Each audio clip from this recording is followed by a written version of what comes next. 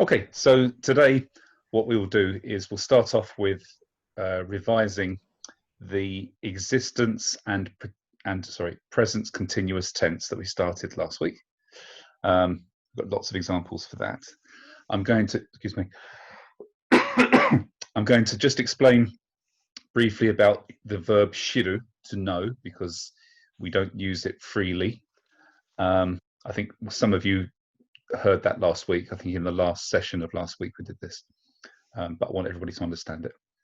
And I'm going to just very quickly go over the very general 4 levels of politeness, not because we're going to necessarily study the extreme levels yet, but I want us to understand how we use polite and direct speech to create, grammatically make a good sentence. So as we start to make more complex things like we did on Sunday, like I have seen a UFO before, then we have to start using the plain form of the speech. And then as voted by the majority, we'll do the potential form. So I can do something, I have the ability to do something in the last half of the session. Okay, so let's start with a warm-up. So Tom, how would you say there is a cat on the car? There is a cat on the car. So, God, this sounds like my basic French lessons. Il y a un chat sur la voiture. That's the limit of my French. Okay. Kuruma no ue ga neko ga arimasu. It's living imasu. Yes, and there was another kuruma no ue ga on no ue. Ue no. Sorry, one more time. Kuruma no. Could you say it one more time in English first? Sure. There is a cat on the car. Yeah. Kuruma no ue on. So ue is fine, but yeah. it's the particle that you have to mark ue with. So you said ga, but it should be a location marker. So that should be ni. Ni, yeah, exactly. Ni. Hey, so kuruma no ue ni neko ga imasu. Yes, kuruma no ue ni neko ga imasu. Tom, let's just do a little practice of rolling the R in kuruma. So it's very much, yeah, that's it. It's very much like a European rolling of R rather than an English kuruma, almost like a D, almost like a little bit like kuruma. Yeah, that's better. Kuruma. Yeah, good. Thanks, Tom. Jock. Now I am paying the bill. Tadaima kanjo o haratte imasu. Excellent. Tadaima kanjo o haratte imasu. Good. Thanks, Jock. Piotr, how about there is a green car in front of the house? Ie no mae ni midori no kuruma ga arimasu. So midori no, or probably you can get away with using aoi. Yeah, for this blue one, right? Yeah, this kind of bluey green virtual somehow flipping between the two. Tealish. Tealish. So yeah. Before we continue, another question about Tom's sentence. If it wasn't imasu or arimasu, would we have used kuruma no ue de? Only if you were doing something on top of the car, like eating sushi. Okay, so yeah. it's only used when it's an action at a certain location and just at that location. Yes, yeah. So basically, as a general rule, you mark the location with der for. I wouldn't say it's not limited to just transitive verbs, but it is mainly transitive verbs. But for example, sleeping, you would say de, which is a intransitive verb. But basically, going, moving around, ikimasu, kimasu, kaerimasu, and imasu and arimasu, the location is marked with ni. because there's a direction and a displacement there. Yeah, yeah. I guess Okay. there's a kind of lack of other activity. It's just basically you moving and being in a place. So you're not saying that I'm doing something. You're not doing anything at this place. You're just there, or you're moving there. Okay. Yeah. Thank you. Okay, you're welcome. Actually, for that last sentence though, Piotr, I'm just trying to. I might have to just remind myself of colours, because I think aoi is used for green only in the case where it's traffic lights. Right? Yeah, I think that's right. Yeah, but I think for car it would be midori no, as you first said. So would it be midori no or midori kuruma? Midori no. Midori no. Yeah. So midori is not an e adjective. It's it actually means greenery, like trees and shrubbery. Okay. Yeah. Shrubbery. Yeah. So would you say midori iro? Midori iro. No. It doesn't sound familiar. Does it to you, Jock? I think you just say midori no, don't you? Yeah. Yeah. Okay. Thank you. Okay, you're welcome. Simon, how would you say right now I'm listening to music?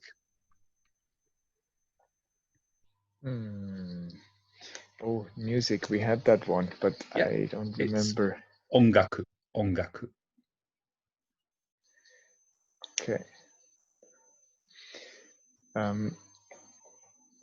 And right now is something like tadaima. Yeah, exactly. Right. Tadaima. Good. Yeah.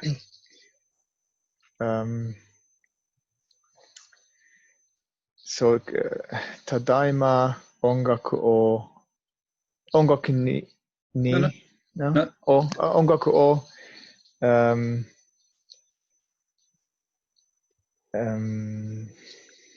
listen, I just had it before. That's okay. It's kiku. Kiku. Yeah.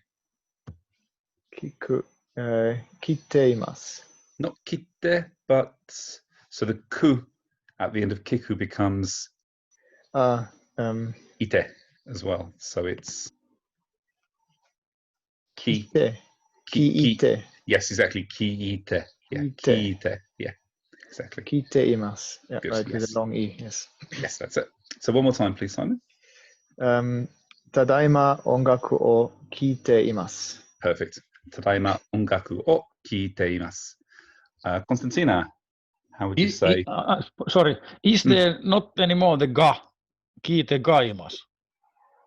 No, we've. Tadaima ongaku o sorry. kiite gaimas. Okay, so yeah, so this is a slight mix of saying if you're Yari, if you're saying that something is there, like I have a phone, keitai ga arimasu, or Andy ga imasu, then you would use ga to mark the object. Okay. But in this case, if you're saying in general, just without ga. Well, not in general. If you're using the continuous tense, the shape is the te form of the verb that you're doing, and then just simply imas afterwards. There isn't a ga after it. Okay. Yeah. Okay. Oh, so to answer this comprehensively, the ga would mark the person or thing which is doing the action. So, for example, in this sentence, what Simon is not saying, but it's implicit in the sentence, is watashi ga ongaku o kiite imasu. Okay. Yeah. Yep. Okay, thanks, Simon. Konstantina, how would you say Michael is in New York right now?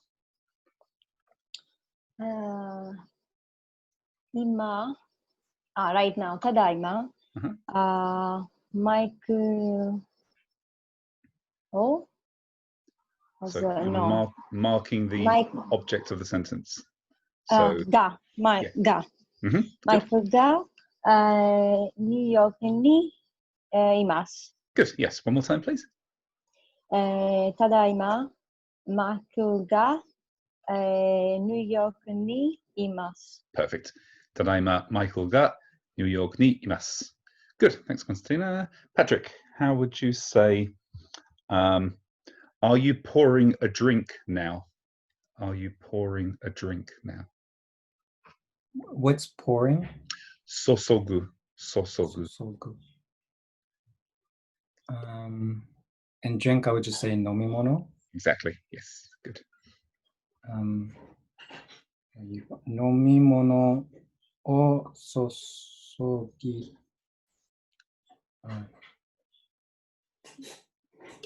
Sosogite imasu ka? So sosogu and, for example, kiku. God, I've got so many things going bleep. Sosogu and kiku, they change to the te form in a similar way, don't they? So the ku becomes ite, and the gu becomes ide. Yeah. One more time. Nomimono o sosogite imasu ka? Okay, so let's look at the word and start thinking in Japanese syllables. So we've got this word sosogu. So, gu. So the gu is the suffix, and the soso is the stem, which never changes. Oh, okay. So gu disappears. Yes, exactly. Yeah. Nomimono o sosoide imasu ka?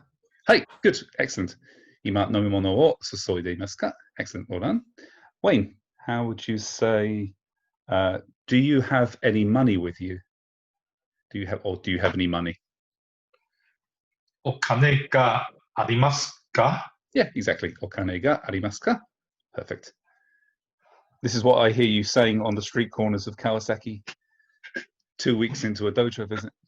Run out of money. Yeah. Sophia. Okay, it's your time of year to be thrown into the crocodile pit, I'm afraid. But we'll do it together, so don't worry. Okay. Now I am talking to Tanaka-san on the phone. Now I'm talking to Tanaka-san on the phone. Okay. 今、私は田中さん。Okay, okay, okay. 私は。Forget 私は. Throw it out. 今。So 今。So I'm talking to Tanaka-san on the phone. 今。携帯の田中さんが。Hang on. Let's do it step by step. Okay. So what's going to be? Let's start with you started with the beginning of the sentence. Okay. Ima. Now. Let's now jump to the end of the sentence. What are you going to say at the end of the sentence? That I'm talking on the phone. Okay. Yes. So let's make that I am talking now. So how would you say I am talking? 今話して? Yeah. But you have to 話して. 今 what? Des what? No, we're talking. Not des. So it's present. This is the present continuous tense. 話しています. 話しています. 話しています. Yeah. Okay. So we've got ima at the beginning, 話しています at the end. Okay. All the other details you can put in any order you like. So we've got Tanaka-san and on the phone. So okay. Ima. Okay, on the phone. How? Ima Tanaka-san ga. So you want to say with Tanaka-san. So this would be ni. Not ni, but with somebody. For example, to. To, exactly, yes. Okay, yeah. To. Okay, so Ima Tanaka-san to. Good. Ketai now, ni or de? We're using the phone. Good question. Right, so we can use de in this case. Keitai de. Keitai de. Hanashite imasu. Excellent. Okay, can you say the whole sentence one more time? Okay. It was perfect, but I wanted to hear it in one form. Ima Tanaka-san to. Good. Ketai de. Okay, hanashite imasu. Yeah, exactly. Yeah. Let's just get this pronunciation of mobile phone correct though. Keitai. Keitai. Okay, yeah. keitai. Yeah, I've got a feeling ketai is a rude word in Japanese. Oh. Holy fuck. Uh-oh. Sorry. That's okay. Do you have a bear in your house by any chance? No, it's a dog. Oh, okay. Bloody big dog by the sound. Yes, good. Okay. Okay. 今、田中さんと携帯で Okay. 話しています。Yeah. Mhm. Now, actually, there's two ways of saying this sentence. In fact, the way we've said it is a little bit awkward because we've said, it's like saying this in English.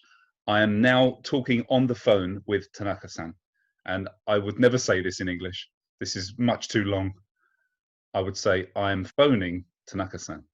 So how would you say this? します。So forget don't use keitai because this means basically just mobile phone. But if you just say phoning, do you know how to say this? No. So the word, Phoning. do you know the noun? Telephone. We did it a long time ago. Okay, I'll tell you. Denwa. Denwa. Oh, yeah, right. Denwa. Denwa. So you can turn this into a verb. Denwa します。 Yes, exactly. Yeah. Okay. So how would you say I'm phoning Tanaka-san now? So, 今、田中さんと Okay. Okay, So now, okay. right, good. But now we've got a different kind of particle, haven't we? I'm phoning to it's Tanaka-san. O. So, okay, it's Tanaka-san, O. or yeah, you can use or. Yeah. Yep. O. Yep. So, You can use okay, 今、田中さんを電話して。Yep. して。います。 Oh, 話し do we use the No. talking to? No, しています。Okay. してます。Yeah, しています exactly. 今、Tanaka-sanと、Tanaka-sanを お 電話しています。Or you could say, I'm phoning to Tanaka-san, so this would be Tanaka-san ni 電話います。Yeah, both are fine. Or ni, both are okay. Yeah. Okay. Tanaka-sanと電話して、yeah. Okay, good. Thanks, Sophie. Okay, Yari, how would you say Peter doesn't have any money? Peter doesn't have any money. Peter doesn't have any money. Hmm. Peter ga okane arimasen. Yeah, this is fine. So in this case, where we're saying okane ga either arimasu or arimasen. Oh, and now we need ga. No, it's fine. This was good. This is good. So this is grammatically fine. But I would lift Peter to being the topic of the sentence. So I'd lift Peter to So Peter. okane first. Peter. No. Peter-san wa okane ga either arimasu or arimasen. Peter-san wa okane ga arimasen. Yes, yeah. It's not illegal to use ga twice in a sentence. Okay. But if we were saying, I don't have any money, and you were being really clear that it's you, it would be, watashi wa okane ga arimasen. But now Peter is the subject. Peter-san wa okane ga arimasen. How about if somebody say kane kure? Please give me money. Then Yeah, but in an unpolite way. it's probably Wayne standing on a street corner in Kawasaki after 3 weeks in Japan. Kane kure. Some boy said to her mother, and I remember that. Kane kure. Oh, okay. So this is And kure is the impolite way of saying kudasai. It's a Okay. verb in itself, kureru, Yeah. but it's a very impolite way of saying kudasai. Yeah. Okay, let's carry on with the same practice for a little bit because it's quite useful. Tom, how would you say, last Friday at 5 p.m. I was waiting for Henry. Last Friday. Zenshu no mai. Last Friday. Senshu, no mai? yeah. Senshu. Who did we just lose? Somebody just dropped off. Wayne. He was frozen. Okay, right. Just lost his internet, I guess. Hey, sorry, Tom, go ahead. So last week Zenshu mai. So Senshu just means last week, and then what did I say? Last Friday. So Senshu no. Senshu no Friday. Kinyo. Yobi is day. Kinyo. Yeah. So let's do all these together after me, starting with Monday. Getsuyobi. Getsuyobi, Kayobi, Kaiobi, Suiyobi, Suiyobi, Mokiyobi, Mokiyobi, Kinyobi, Kinyobi, Doyobi, Doyobi, Nichiyobi. Nichiyobi. Actually, if you're, can I recommend a little bit of homework for you? Yes. So when you've got, you probably need about 1 hour. If you want to start doing kanji practice, start to write the days of the week. So learn how to say, learn what's Getsu, Ka, Sui, Mok, Kindo, Nichi. And also start to learn the character for your, as in Yobi. It's quite complicated, but once you've learned it a few times, you'll get it. But if you learn to write this, you'll understand what these characters mean, what Getsu, Ka, Sui, and then especially if you speak French, then you'll understand that there is a system for remembering the days of the week, because the way that it's said in French, probably Italian as well. What's Constantine? How do you say Tuesday in Italian?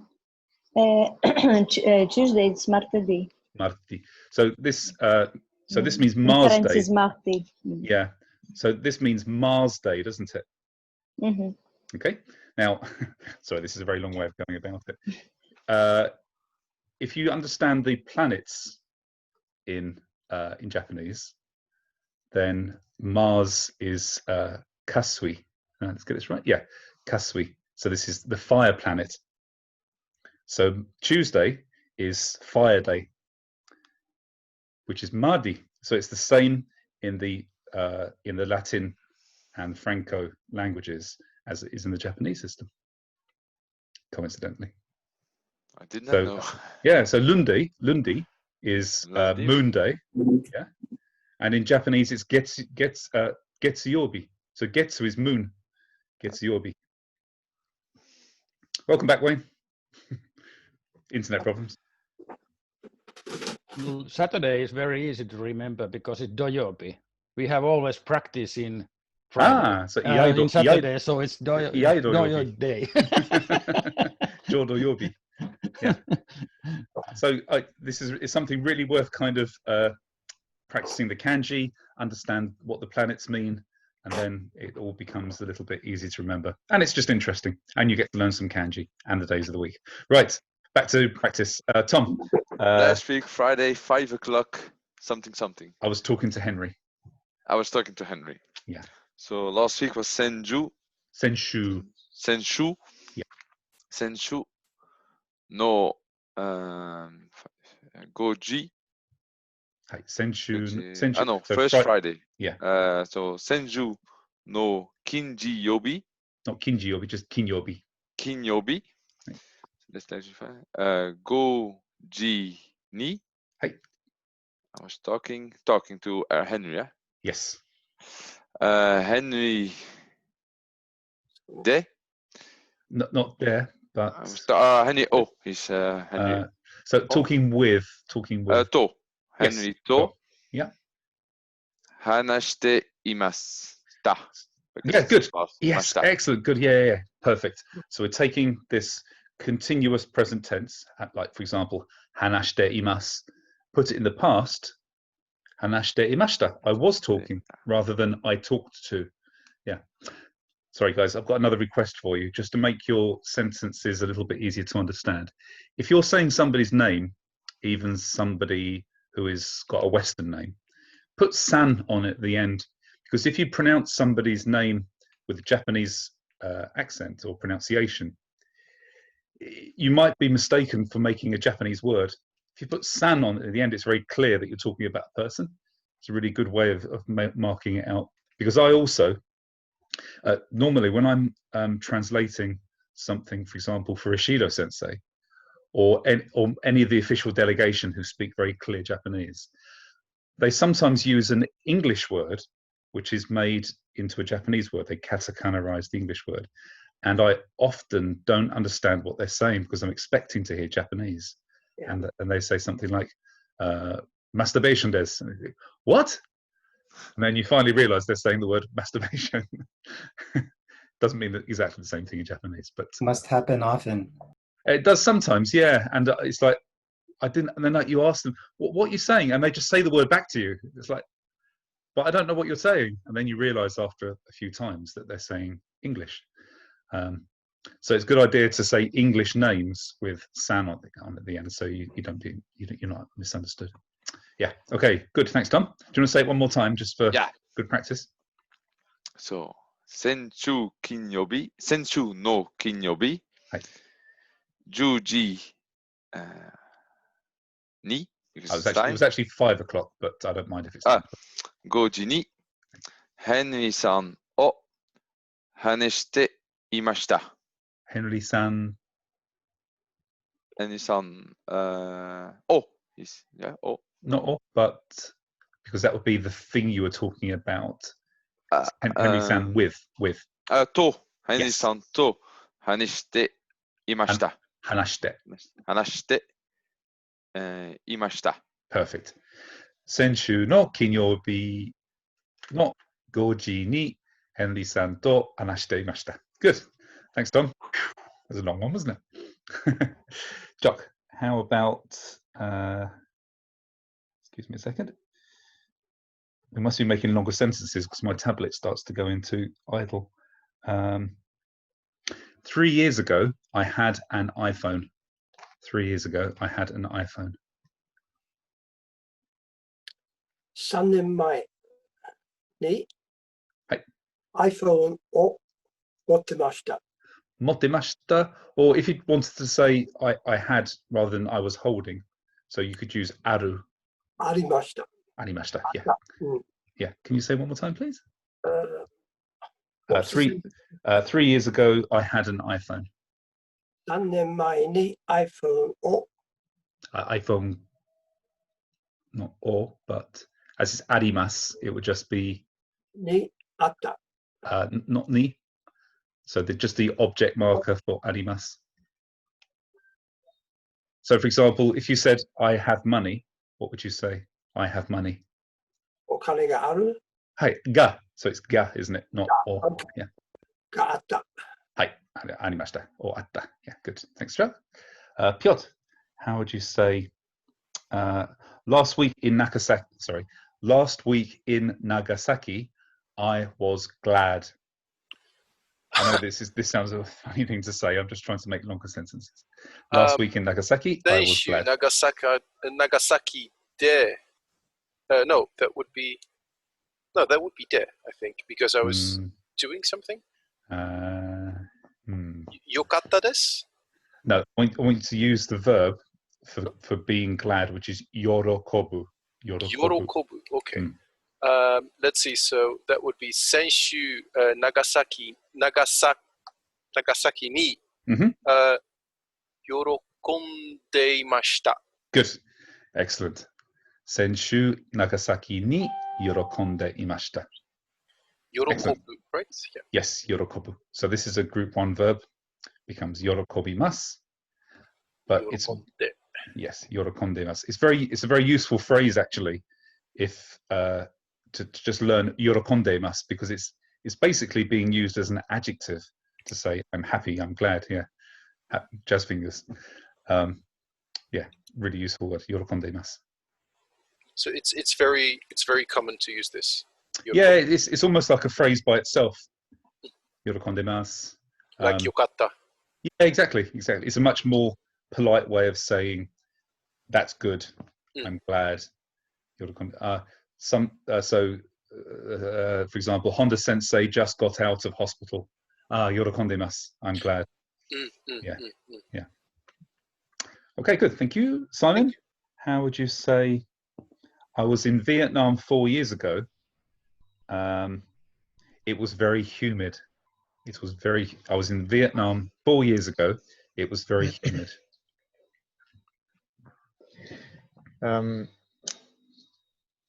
4年 Can you use the 4年の前に So 4年前にはい Exactly. ビエトナムにいましたはい て this can be a full stop. Full stop, okay. Yeah. Okay, so humid. Okay, so this is also a word that you're going to use in Japan if you go there. So it's made up of two adjectives. Sorry, an adjective and a verb. So musu means to steam something, to steam, like you're steaming food. So if we turn this into the mass form, this becomes mushimasu. Mushimasu. We cut off the mass and we put atsui. So it's steamed heat, steamed hot, mushi atsui. And that's now an adjective, right? Yes, it is exactly. It becomes almost a new e adjective. Okay. Mushimatsu kata desu. So it's mushi atsui is the e adjective. Mushiatsu kata desu. Yes, perfect. Mushi atsu kata desu. Excellent. Thanks, Simon. Konstantina, how would you say? Sorry, Andy? Tom, go ahead. If you were to write this in hiragana, then it would be mu, shi, a, tsu, I. Perfect. Exactly this. Yeah, exactly. It's a one word, this, right? I It understood is. correct. It is. Yeah. Yeah. Exactly. Is it steamly hot? Yeah. We just say it's humid. Yeah. More it's like basically- hot and steamy. Yeah. Exactly. Yeah. Mushi atsui. Yeah. Constantine. Chiwamushi. Yeah. So there is a steamed egg pudding called chawan mushi. It looks like custard. This is called chawan mushi. So Isn't chawan the ball? It is, yeah. And then mushi just means steamed. Oh. Yeah. It's not the mushi as an insect, right? No. It might. You could have mushi if you like. That means steamed insect. I thought mush mush is when you answer the phone. That's moshi. This is much So, okay. steamy window would be mushi atsui mado. Mushimado. I imagine Tina Turner singing in Japanese. So. Mushtamado. Ayashi koto ga yatteru. Think about Tina Turner and Mushi Made. As this is being filmed and it's going on YouTube, by the way. Window. Your wives will be watching this later. You're getting demonetized, Andy. Exactly. Yeah. Yeah. Okay. Konstantina. Right. We're going to introduce introduce a new verb, but you actually already know this. The airport is very crowded at the moment. I remember we used the crowded, but okay, the airport. I have so many unknown words. Okay. Airport. So airport is kuko. Kuko. Kuko. Yeah. Both of these are long. Kuko. Kuko. Okay. And what was the verb? Crowded. Okay, so maybe you don't know this one, but you have used it before. So last week we used we discovered the word step, didn't we? Fumi. Fumi. Right. The other part of fumikomi is the word for crowding. So it's komu. Komu. Okay. Komu. So it's a verb one, group one. Good. Yes. So tell me about this. Tell me a bit more about this this verb. Komimasu. Good. Komimasu. Yeah. Komimasu. So it's crowded. Kuko. Kukoni. No. So I know it's a location, but you're saying the airport itself is crowded. No. So at the moment. Yeah, wa it'd be fine. It's actually the object of the sentence. Yeah. Okay. Kuko wa crowded. Komite. Right. Okay. So let's think about this. Group one verb. Komu. Yes. Komimasu. What's the te form? Okay. Just put this. No. It's double T. No. Think of the other examples for the mu forms. So we've got yomu to read. Conde. Yes. Good. Sorry, Good. you're right. That's okay. Conde.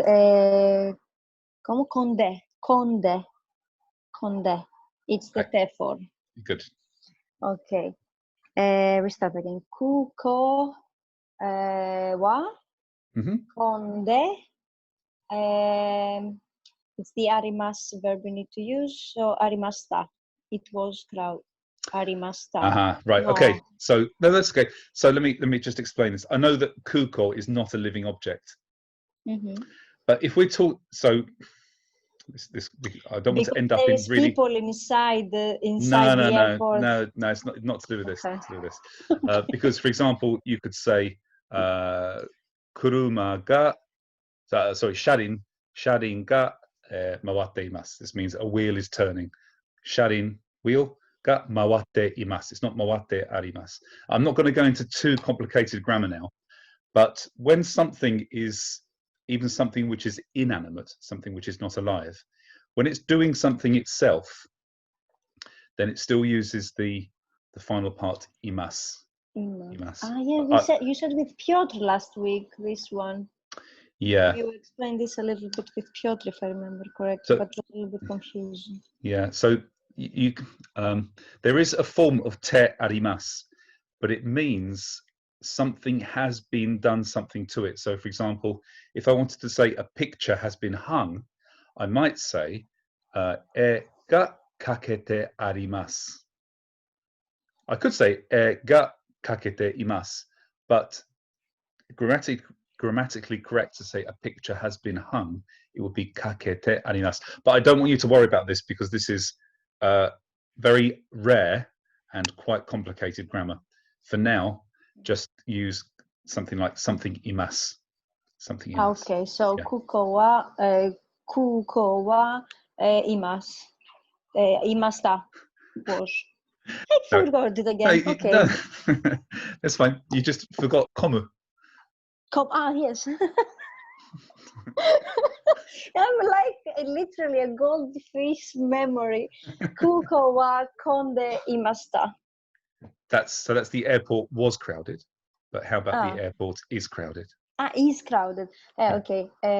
Sorry. Kuko wa konde imasu. Yes. Yeah. Kuko wa or kuko ga. Doesn't, either is fine. Kuko wa, kuko ga. Kuko ga konde imasu. Good. Oh my God. I'm really sorry about this. Not at all. Every time anybody has a problem and it has to be explored and discussed and explained, everybody gets something from this generally. Yeah. Guys, you know how in Iaido you're constantly told more sayabiki. You know that you will never stop being told more sayabiki. And then after, I don't know, 20 or 30 years, finally you get sayabiki right and you think, oh, why didn't I do this before? There is a similar thing in Japanese, and it's coming from, it's a bit of advice that I'm going to give you. Let me just show you. It's, give me a second. It's this slide. You have to learn, I'd say the one thing that you should really, really concentrate on remembering is the contents of this one slide. So after this lesson, I really recommend printing this off and hanging it in front of your face. But I think the thing which is probably most useful to you, the thing that you really wish in 5 years' time that you did 5 years ago, is to remember how these 1, 2, 3, 4, 5, 6, 7, 8, 9, how these 9 verbs turn into the te form. Just learn these 9 because they represent all of the different shapes that turn into a te form. In fact, there's 10 because there's iku, which becomes ite rather than ite. But just learn these 10 examples, and then you will always be able to transform your group 1 verbs. Okay.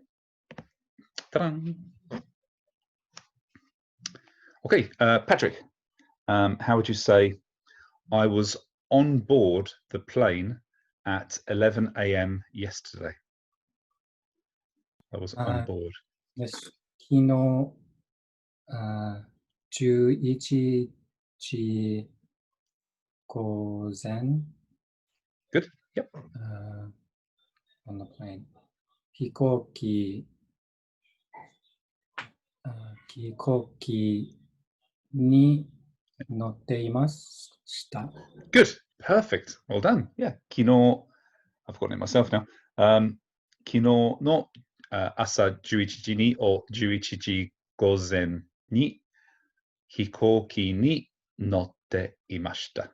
So we're saying we are aboard.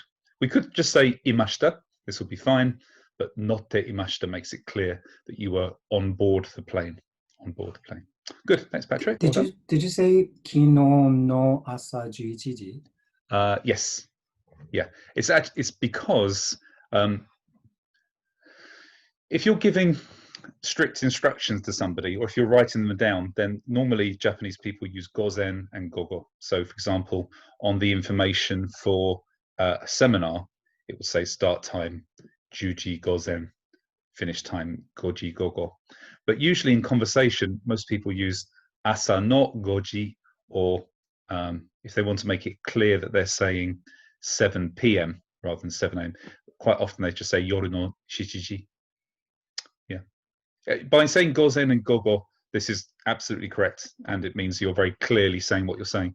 Just colloquially, mostly Japanese say asa no, or if it's in the afternoon, they normally just say sanji or goji, because nobody would be up at 5 o'clock in the morning, would they, Jock? I was, yes. Technically, goji is kino. One more question. Yeah. Last week you were saying we should try to speak it without the i, imasu. So if I was saying notte imasu, I could have just said nottemasu. Are you encouraging that right now, or are we? It's entirely up to you. I think it's a good idea to practice nottemashita. Yeah. That's the only reason why I say so. I wouldn't force you to do nottemashita, is because I want you to recognise that it is 2 words, and when you come to writing it down, if you write this, you have to say notte imashita. You can't write nottemashita unless you're unless you're scribbling somebody a note out and sticking it on the fridge. That's the level of casualness that you could say nottemashita. But generally, if you're actually writing or typing, then you would say notte imasu. Yeah. Okay, Sophia, how would you say Jerry is eating sushi in the restaurant right now? Okay. Jerry-san. Ima. Jerry-san. Good. Restaurant. In the restaurant. Restaurant yes. Ni. Good. Tabete sushi. Okay. Wait. Ima. Jeremy-san. Restaurant ni sushi o tabete imasu. Perfect. Just in that moment, he changed from Jerry to Jeremy. Okay. Details. Yeah, exactly. Ima Jerry-san ga restaurant ni sushi o tabete imasu. Good. Yari, how would you say I'm watching television right now? ただいまテレビを見ています。Yes, good. 今テレビを見てます。Wayne, how would you say I'm studying Italian cooking?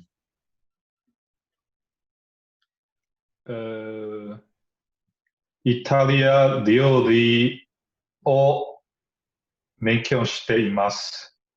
Can you say it one more time, please? Sorry. イタリア料理が勉強。No. Oh, you said it right first. イタリア料理を。Oh, sorry.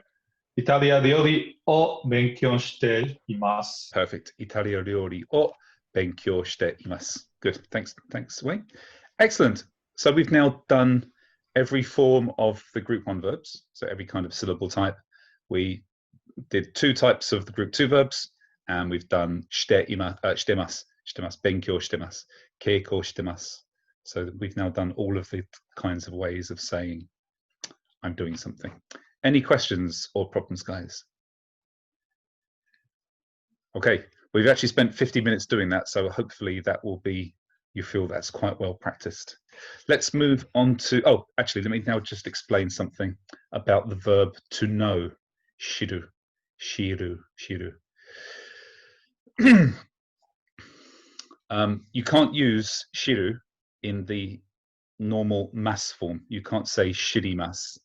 This means I will know, but you can probably imagine that it's difficult to, in English as well, you wouldn't say I will know. You can say I will know how to do that, but you normally just say I know or I don't know. These are the two ways of using to know in English, and it's pretty much the same in Japanese as well. You can use shite imasu, shite imasu, I know, and shirimasen, I don't know.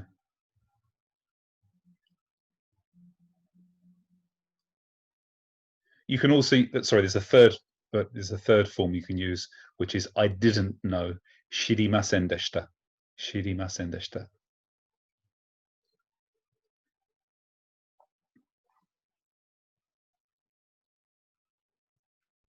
Wakarimashita.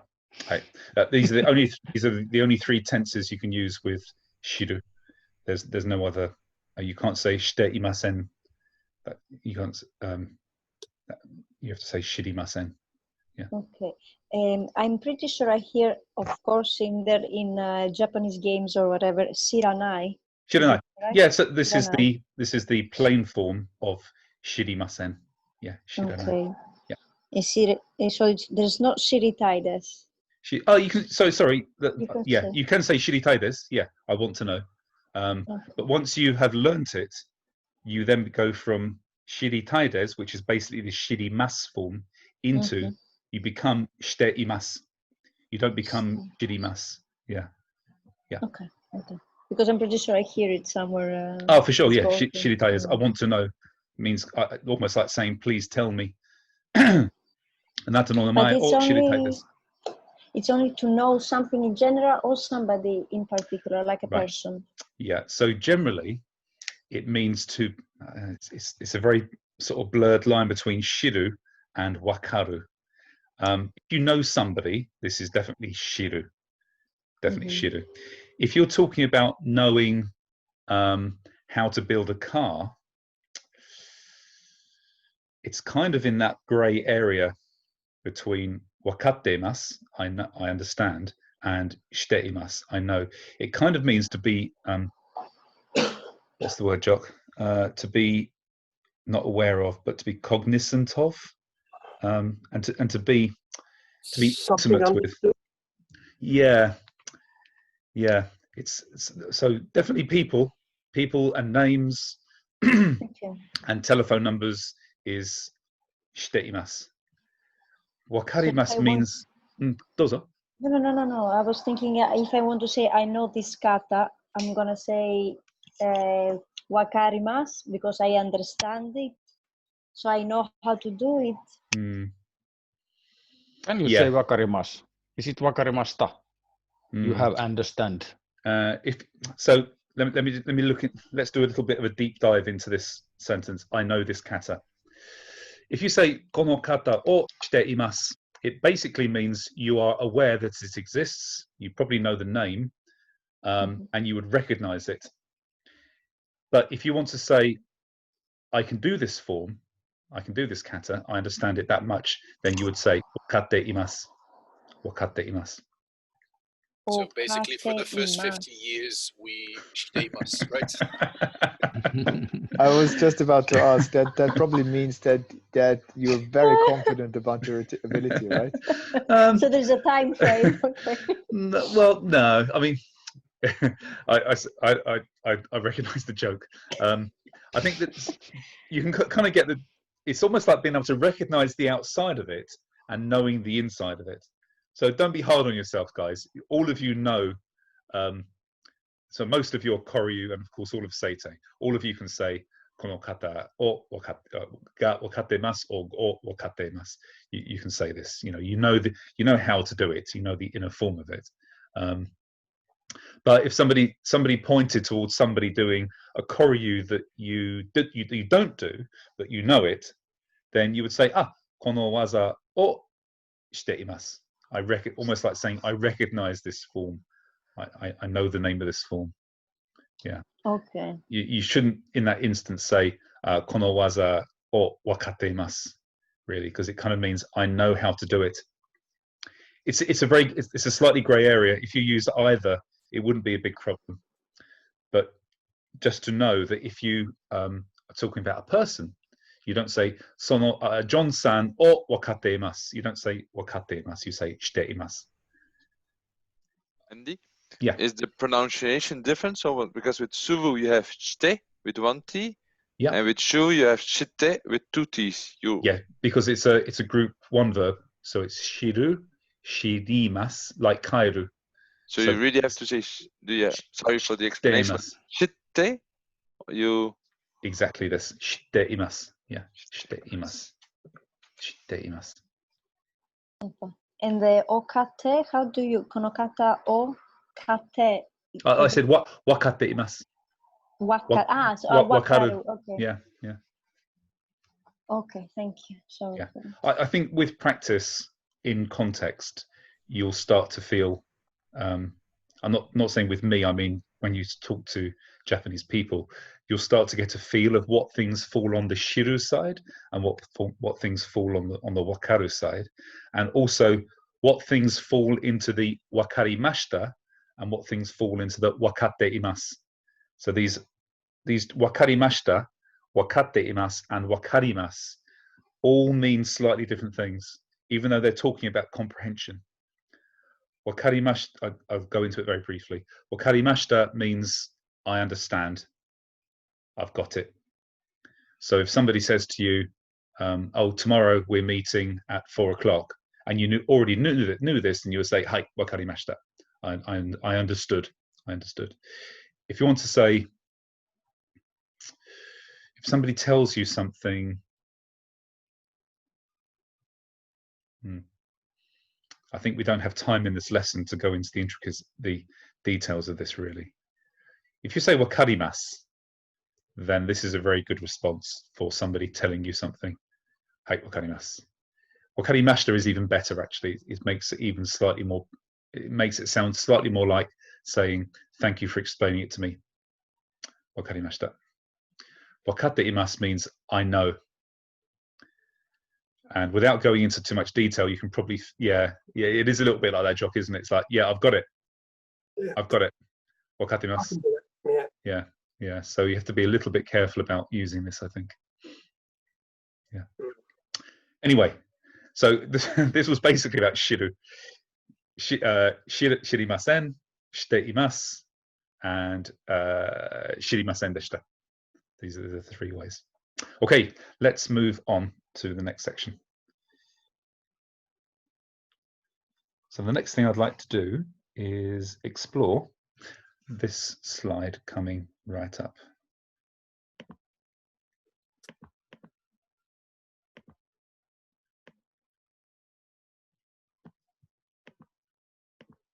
And today, because it's Tuesday, which is a special day, we're going to explore the wonders of Google presentation slide building. Let's see if I did it correctly. Let's see. Right. So we don't need to worry too much about this, guys. The only reason why I'm showing you this slide is so that you're aware as to how to make a well-constructed Japanese sentence. So there are 4 basic levels of politeness in Japanese, and there are also bits in between this that you can make it somewhere between being respectful, very respectful, and polite. But there are 4 general levels. Keigo, which we will learn next year because you don't need to use it. Then the level we're using at the moment. Sorry, I'm just how to turn on my pointer. Doesn't matter. The way that we are working, the place we're working at the moment is the mas, the green section, mas and des. This is polite speech. This is good everyday speech for talking to teachers and Japanese people, etc. And you can use this anywhere. Okay. Just slightly below this, we've got the infinitive, the dictionary form, which is casual. You can also use in casual speech. So if you're talking to friends or family, then you can use the casual speech. And you have to know this a little bit because generally teachers might speak to you in this way. Instead of saying ikimasu ka, they might say iku. Will you go? Iku. like this. So we're slowly starting to develop this knowledge. But this is why we started learning all of the verbs, not from the mass form, which is what most textbooks do. We start learning everything from the infinitive, from the most basic way. And then underneath that, we've got basically a certain sets of way of saying things rudely or very directly, which again we've partially learned already by saying, for example, if you said, instead of saying tabete kudasai, if you said no, forget it, it will take too long. But there's a level of Japanese which is rude. Okay, now these are two example sentences. Sushi o taberu koto ga dekimasu, which we'll look into this very, very shortly in a few minutes. This is about being able to do something. And suwaranai de kudasai, please don't sit down. Suwaranai de kudasai. Now, if we look at this, this is the best way to construct the sentence. So the actual politeness level of the sentence you're making as a whole is indicated by the last bit, like dekimasu or des.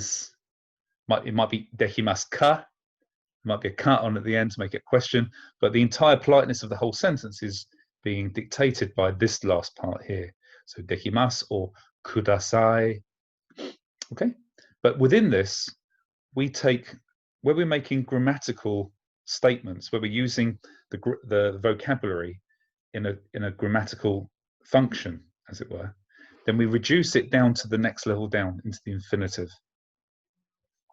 So you don't say sushi or, I'll give you another example. Let's look at this lower form, suwaranai de kudasai. You wouldn't say suwarimasen de kudasai. Is that okay?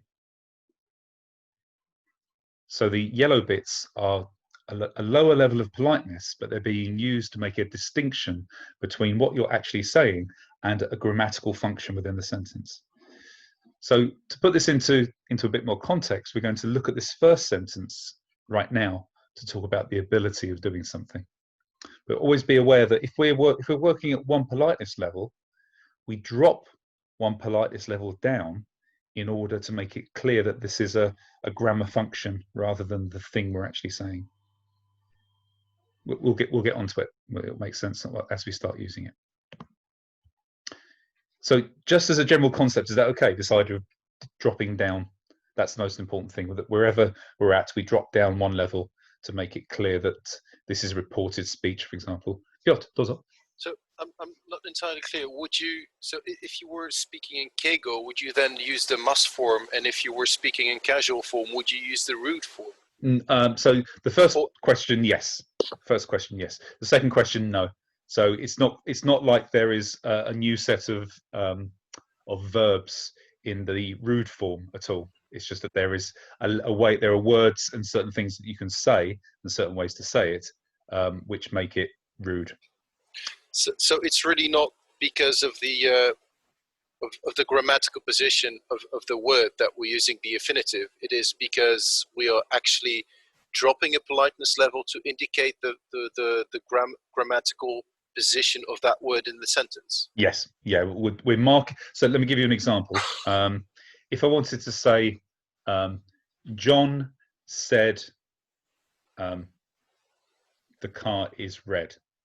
John said the car is red. So the car is red is in quotes, and we decline this part of the sentence to make it clear that that's the bit that he's saying. So kuruma ga akai da to iimashita. John-san wa kuruma ga akai da to iimashita. So da is the casual way of saying des. So I'm marking that. And then we do that in other places to say, I'm not saying that I'm going to Tokyo. I'm saying that I'm able to go to Tokyo. Yeah. So we're just sort of taking a part of the sentence and saying, this is the grammar function I'm working on. This will become more obvious actually as we start to use it. Like on Sunday when we did that, have you ever seen a UFO? UFO o mita koto ga arimasu ka? So arimasu ka is the politeness level, and mita is the past tense of miru, which is a function within the sentence. Okay, let's put it into context, guys. We'll see how to put it into context. Pointer and okay. So this slide is available. If you want to make notes, you can. But let me explain it first, because it's not as difficult as all the sentence and stuff looks like. So there's a long way of saying I'm able to do something. So just like in English, if I wanted to say I have the ability of eating sushi, I could say that I have the ability of eating sushi. But I might say something like I am able to eat sushi, which is quite long. I am able to eat sushi. And this is the first form we're going to learn. So we take the plain, so the infinitive of the verb, taberu, for eating, taberu, and just put on the end, koto ga dekimasu.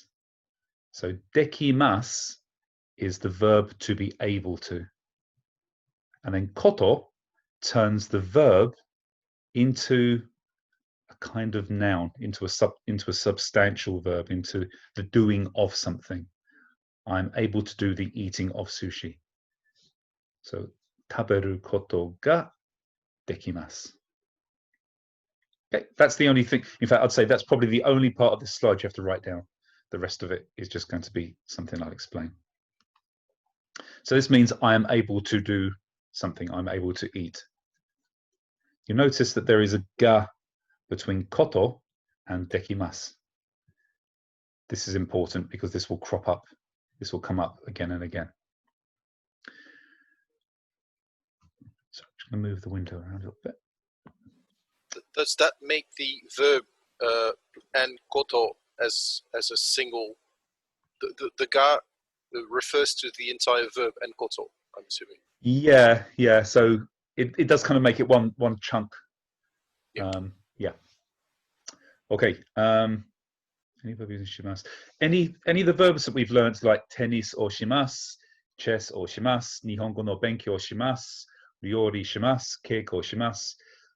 In this case, we don't say the sentence. We just simply say the thing, like tennis, keiko, ryori, benkyou. We just simply put dekimasu after it.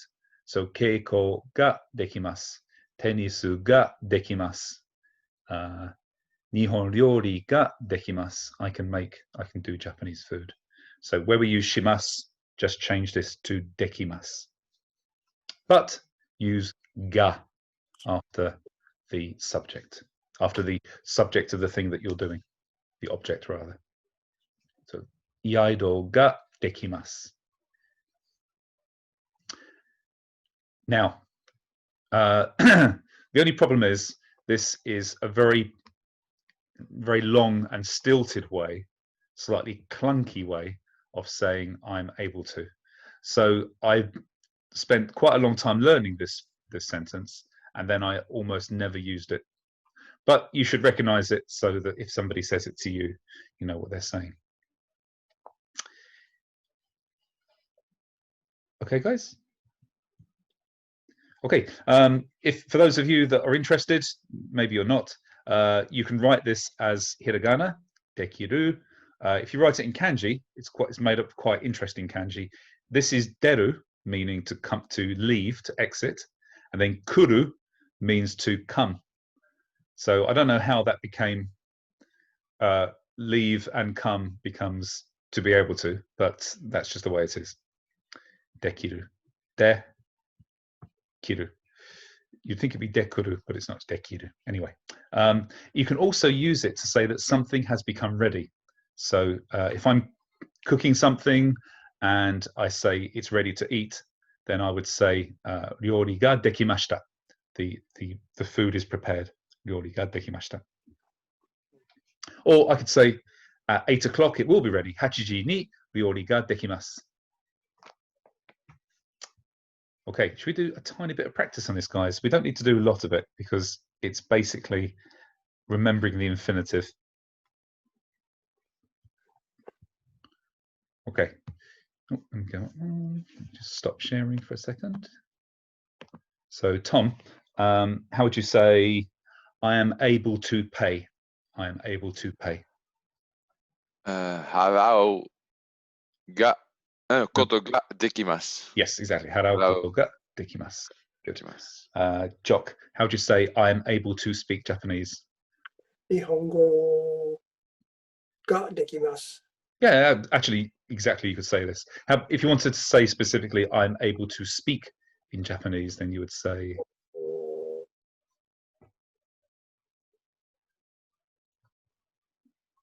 Let me help because it's not instinctive actually. So, speaking Japanese would be obviously Nihongo o hanasu, and then the ga would go afterwards actually. So it'd be Nihongo o 話すことができます。 Yes, exactly. Yeah, hanasu. Sorry, Nihongo o hanasu koto ga dekimasu. Yeah, good, good. Then Piotr, how would you say I'm able to eat sushi? If you've got a memory longer than Konstantina, then you should just be able to remember this. 寿司を食べることができます。 Good. Sushi o taberu koto ga dekimasu. Simon, how would you say I'm able to go to Spain?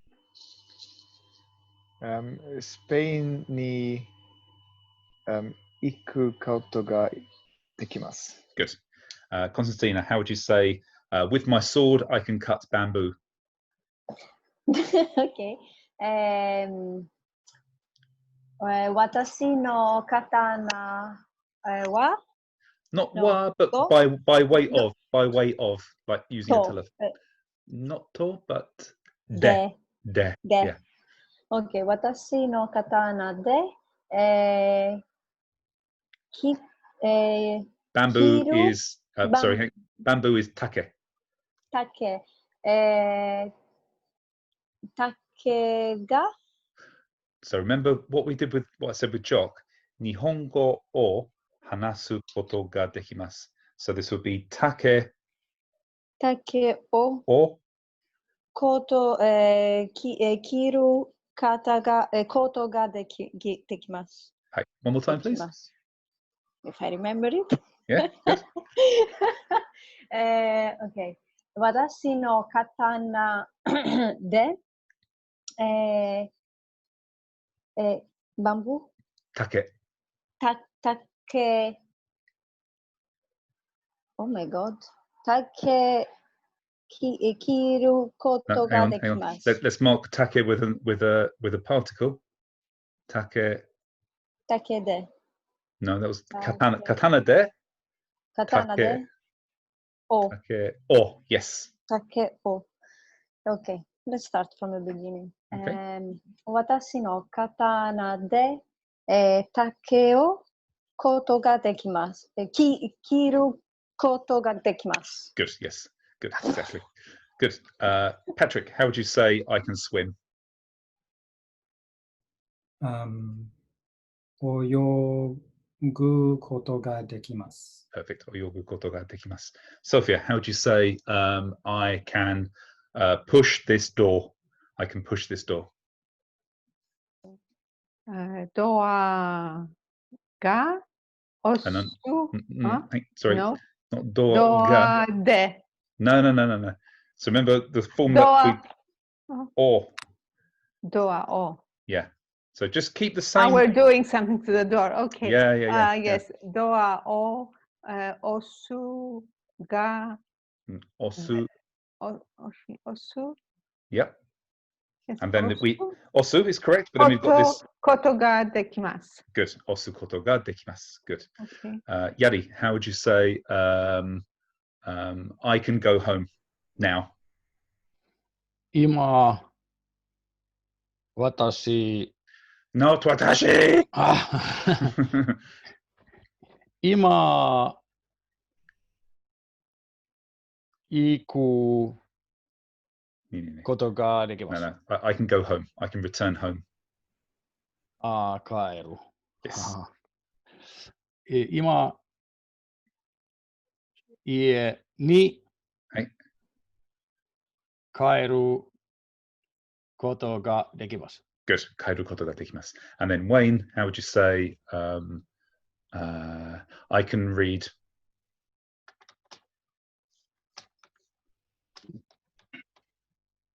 読むできます。読むことができます。Yes, 読むことができます. Good. Okay, guys, you'll probably never use this, but it's important to remember it because you might hear it. And I'm not suggesting we do any more practice of this, but just try to recognize it. Okay, let's go on to what we normally say when we are expressing the ability to do something. Excuse me. Okay, this slide looks familiar, doesn't it? Whew. So I'll start by saying each of the verbs has to be changed in a different way, just as you would expect it to do, just as it does with the te form. But it hopefully is a little bit easier to remember than the te form. So previously, on Buck Rogers in the 25th century, so remember that we did for the something please don't do, we went from the u level and we jumped up to the ikanaide kudasai. Ikanaide kudasai. Did all this kiranaide kudasai, please don't cut me. But for the ability level, we dropped down to e level for the group 1 verbs. So if I wanted to say I can meet, it would be aemas, aemas, aemas. I can write would be kakemas, kakemas, or yorgemas. Okay, that's fairly instinctive, isn't it? Just drop down to the e level. So the infinitive just becomes, change the u to an e sound, and then put mas on at the end. Kakemas, ikemas, sasemas, hanasemas. That's group 1. Now, weirdly, Sorry, au will be aemas? Yeah, aemas, aemas. Yeah. So I can pay would be haraemas, haraemas. Yeah. Now, weirdly, group 1 is slightly simpler than group 2. Group 2 is consistent. There's one way to do it, but it's a little bit more tying your tongue up in knots. So with group 2, we chop off the ru and we put rareru or raremas to make it I have the ability. So if I wanted to say I can, let me give you examples at the end actually, because I want to make it easier. If I want to say I can see or I can watch, I would say miraremas, miraremas, miraremas. Or mirareru is the infinitive. So again, you can hear it's making a new group 2 verb, mirareru. Okay, group 3. Sorry, guys. Rareru, raremas. Group 3. Again, these are inconsistent because they're irregular. Anything with suru, as I said before, just becomes dekimas. So that's easy. Nothing extra to remember. Tennis ga dekimasu. Kuru becomes korareru or koraremasu.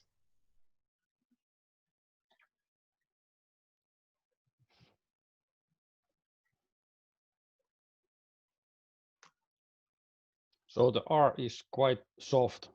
Raremas. Yeah. Rareru. Yeah, it's a sort of European rolling of the R rather than an English rolling of the R. In Finnish, it's very easy. Rareru. Oh, good.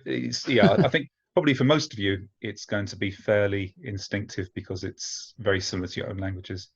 Yeah. Rareru, yeah.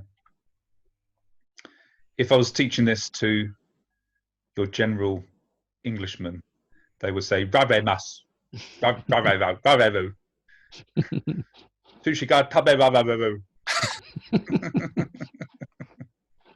Reminds me of a Fui Kabui. Yes, it's funny. In my first Japanese night school, there was this couple who had been doing Japanese for quite a few years. Actually, been studying by themselves, and they just couldn't get out of the idea of speaking Japanese in an English accent. So they would constantly be saying "taberaremas" like this. And it's like, oh, for God's sake, just make a different shape with your mouth, damn it. Okay, just a point to note, guys. It's not important to remember this because we will do this in far, far more detail, probably in about 3 or 4 months' time. But this way of making the group 2 verb into this rareru form, this turns the verb into the passive form of the verb. We won't have to worry about it now, and we'll understand the difference between active and passive form once we've all learnt what it means in our own languages. But just remember that the group 2 potential, the ability to do group 2 verbs, is exactly the same as the passive form. Okay, right, just something to add a bit of context now. Previously, we said in the koto ga dekimasu, we said sushi o taberu koto ga dekimasu. When we're using this much more natural form, this short form, we now mark the objects that we're doing something to with ga, not o. So it becomes sushi ga taberaremasu. Sushi ga taberaremasu. If you're saying I can go to somewhere, this remains as ni. Tokyo ni ikemasu. Tokyo ni ikemasu. But for any transitive verb, where you're doing something to something else, the object that you're doing something to is marked with ga.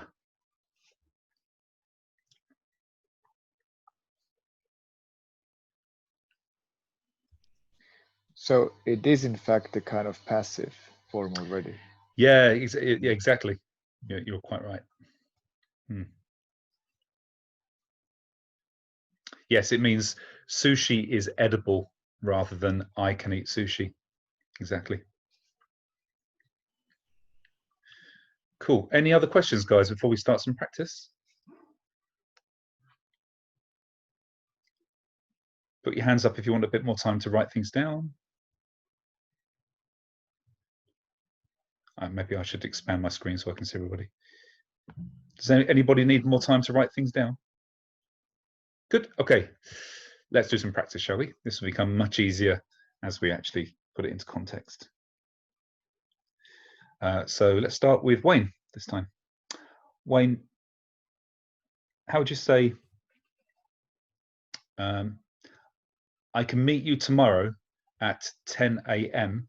in front of the station. I can meet you tomorrow at 10 a.m. in front of the station. 明日朝10時に、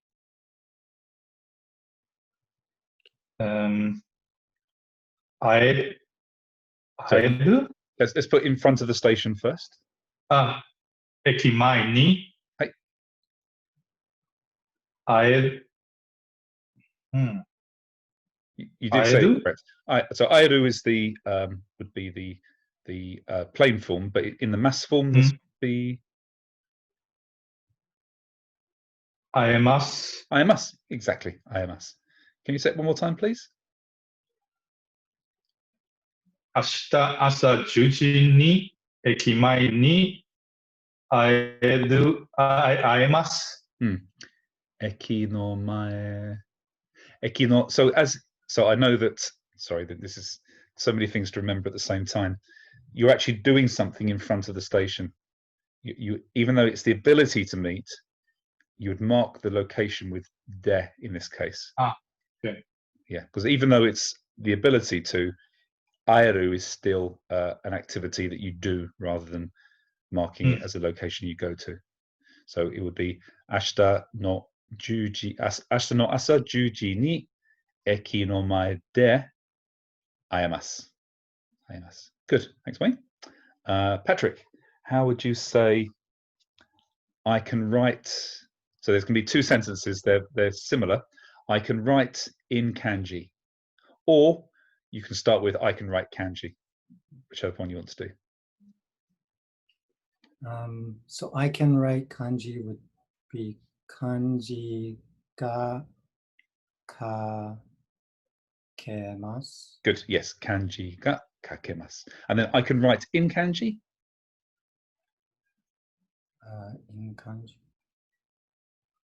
So this would be like I can speaking on the phone using the phone. Kanji de. Kanji de, yes. Kanji de would it just be the same thing? Kakemasu. Exactly. Kanji de kakemasu. Yes. Yeah.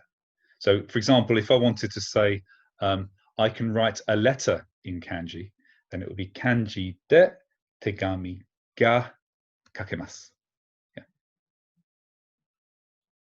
Okay, Sophia, how would you say, or how would you ask somebody, can't you swim? Aren't you able to swim?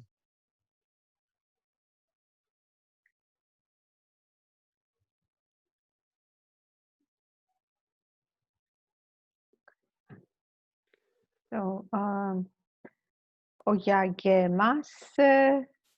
No, swim. Can you swim? So this was good. This was, you just said, I can swim. So how would you say, how do you ask somebody, can't you swim?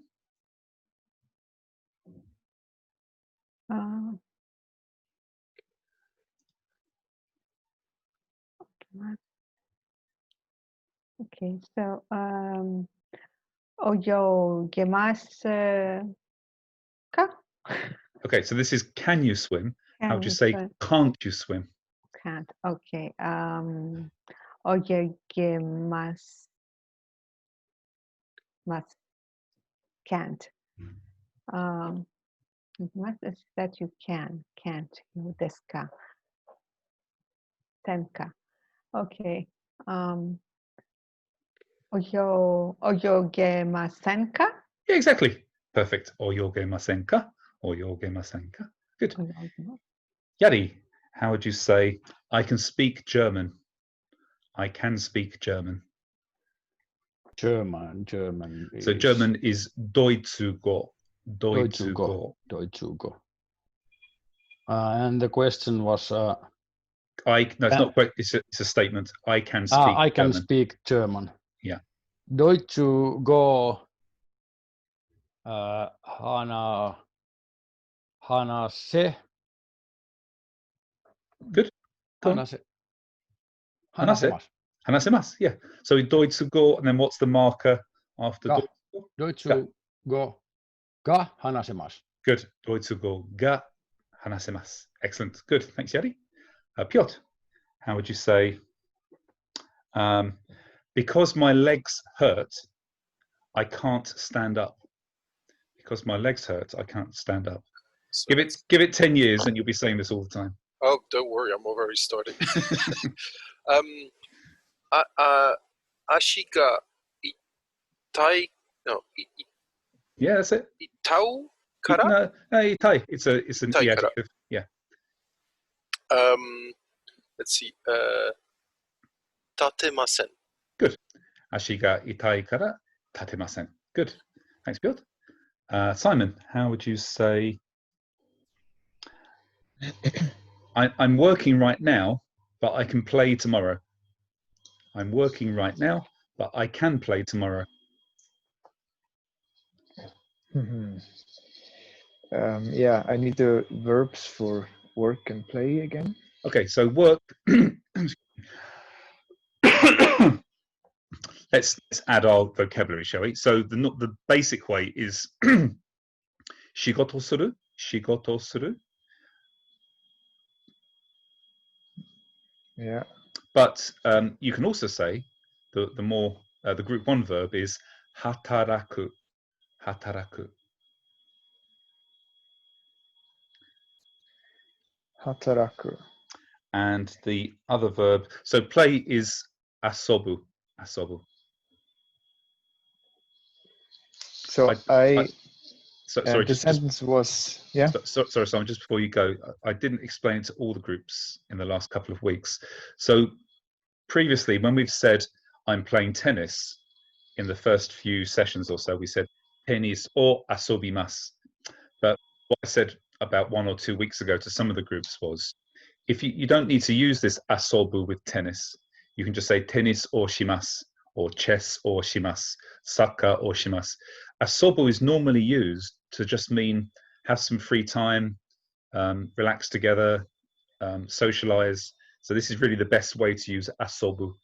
Asobu. So I've just used the word play to mean have some quality Have time. some fun. Yeah. Yeah, exactly. Yeah.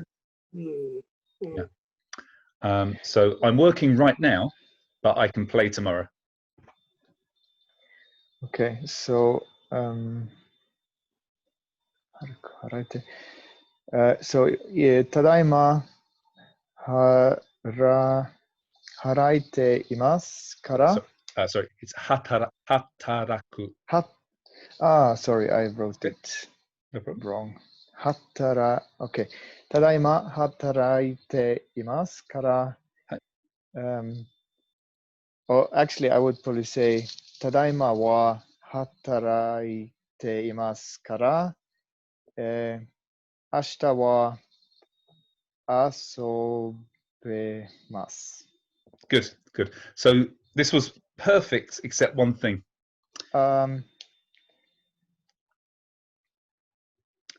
You said kara, which means because, but what you should actually be, this is a reflex, isn't this? Is two sentences reflecting off each other. So this would be say ga. Good, exactly. Yes. Yeah. Yes. Tadaima wa hataraite imasu ga. Ashita wa asobemasu. Excellent. Perfect. Wow. Better than I was expecting, actually. I wasn't thinking of the sentence at all. Yeah. Yeah. Really good. Tadaima wa hataraite masu ga. Ashita wa asobemasu. Good. Well done. Really good. Konstantina. We might be adding another bit of vocabulary here. Okay. Because it is early, I can't go home yet. I can't return home yet. Because it is early, I can't go home yet. I think we've done this thing before. But we don't use hayame. Or No, we just use hayai, don't we? Hayai, exactly. Hayai desu ka? It's kara. Desu kara? Yeah. Hayai desu kara. What was the rest of the sentence? I can't go home yet.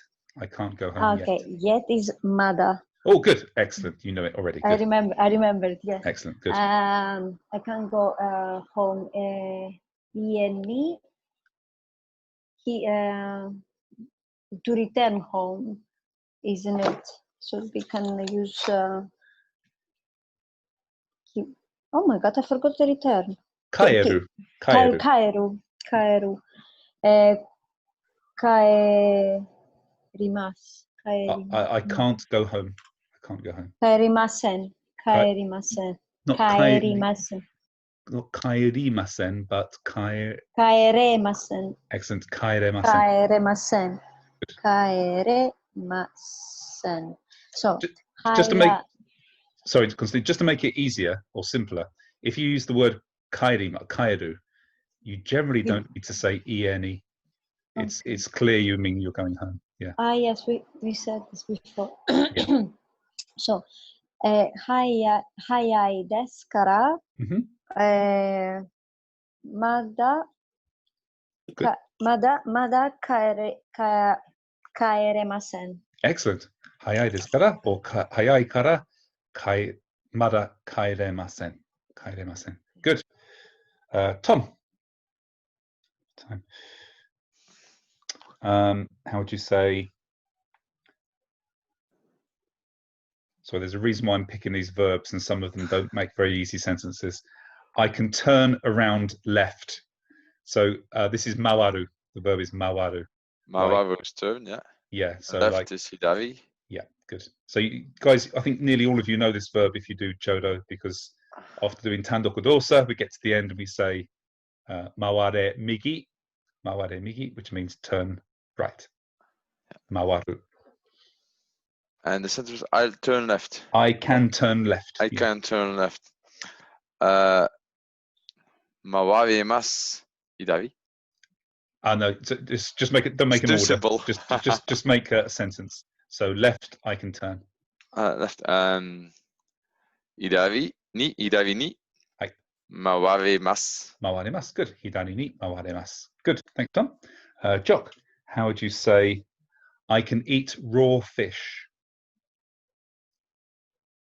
生魚を食べられます。 Yes. Yeah, exactly. Namasakana o tabera. Sorry, namasakana ga taberaremasu ne. Hai. Namasakana ga taberaremasu. Good. Guys, are you okay to carry on for another quick run through once each? Yeah. Okay. Wayne, how would you say, I can't answer this letter? I can't answer this letter. Answer is So in this case, we wouldn't actually use this normally, but we can use the verb kotaeru. Kotaeru. kotaeru.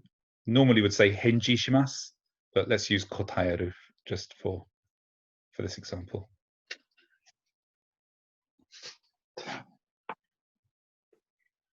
Tekami o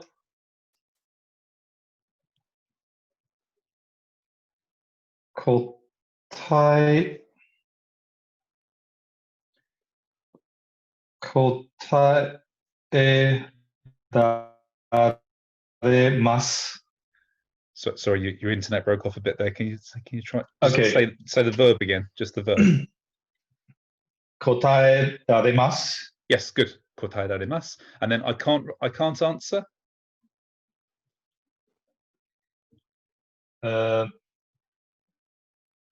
Masen. Kotaeraremasen.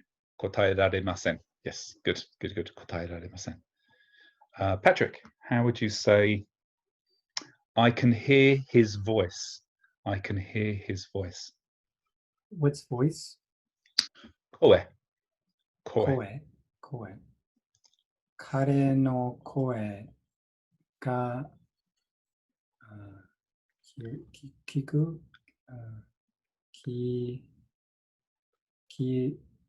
kikemasu. Kare no koe ga kiremasu. Kikemasu. Okay, good.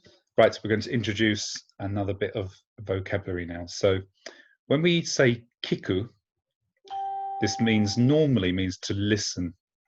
But there is another verb, a group 2 verb, to say hear. So you can hear something. So that you know that hear and listen mean two slightly different things, don't you, if English isn't your first language?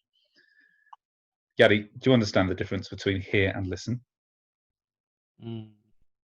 No. So listen is to voluntarily listen to music or listen to the television. You proactively go and do something. Hear is the passive. Oh, you just hear something without thinking about it. Exactly, yeah. It's a passive form of doing this. So back to Patrick again. The verb to hear is kikoeru. Kikoeru. Kikoeru. Yeah, which is a group 2 verb, kikoeru. Kare no koe ga kikoeraremasu. Good, right. Yes, this was the correct way to turn this group 2 verb into the ability. Okay, guys, I now need you to make another note. Kikoemasu or kikoeru already indicates that this is the ability to hear something. So we don't need to transform this into the rare form. We can just say kikoemasu. It's already a passive verb. So there's no need to put rareru on the end. So to just say I can hear is the same as I am hearing. Kikoemasu.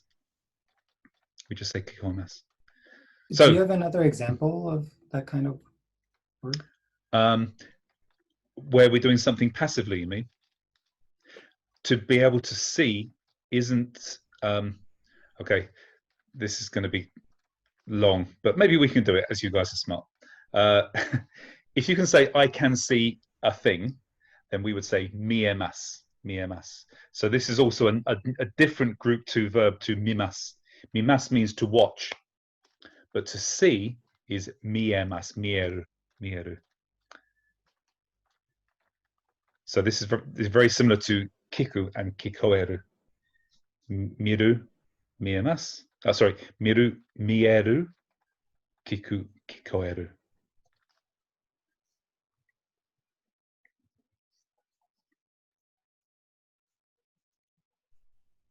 Now, the reason why I said this could get complicated is if you want to say that something can be seen, for example, that forest is visible, rather than saying I can see it, if you want to say it is visible, we'd say sono mori ga miraremasu, miraremasu, which is another group 2 verb, mirareru. So it's all these kind of slightly levels of passivity for visual and audible. Piotr, dozo. So for the mori, you would not use mirareru, as in it can be seen, but mirareru. Would you say it's so it's really a third verb? It's exactly a third verb. Yeah, the kanji is exactly the same. It's the miru kanji. It's just that the bit on the end is just turning it into a slightly different verb.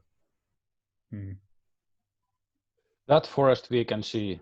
Sono mori miraremasu. Yeah, so it's not we can see, because that you would say watashi wa sono mori ga miemasu. It can be seen, or it is visible, is what it's basically saying. I mean, miemasu and miraremasu are almost the same thing. But if somebody's hiding and they say, "Can I be seen?" you could ask, "Can you see me?" which would be watashi or miemasu, watashi ga miemasu ka? Or you can say, "Can I be seen?" which is miraremasu ka? Am I seeable? Okay. Yeah. Now I understand the difference. Yeah. Yeah. Yeah. Okay. Right. One more. The miru example. If I were to just treat it as a group 2 verb, I would have just converted miru to mirareru. But in this case, it's a different word. Yeah. Yeah. I mean, you're right. Really, it's mirareru is basically the passive form of miru. So, yeah, you could do this, but what you're saying is not that I can see it. You're saying this thing is visible. Yeah, it's almost the same thing, but you're changing the subject of the sentence. So I can see the forest. The subject is me. But if you're saying the forest is visible, then the subject is the forest. It's got nothing to do with you. It's visible to everybody, not just you. Yeah. So to maintain myself as the subject, I would use mieru. Yes, exactly. Yeah. Yeah.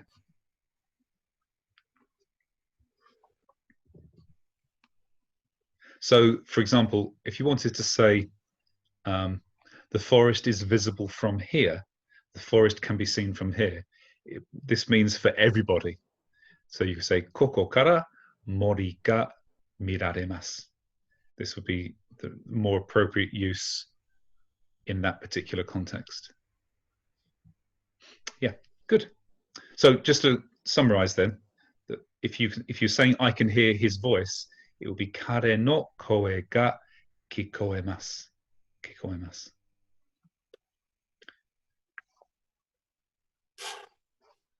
Okay, Sophie. Let's see. Not kikemasu.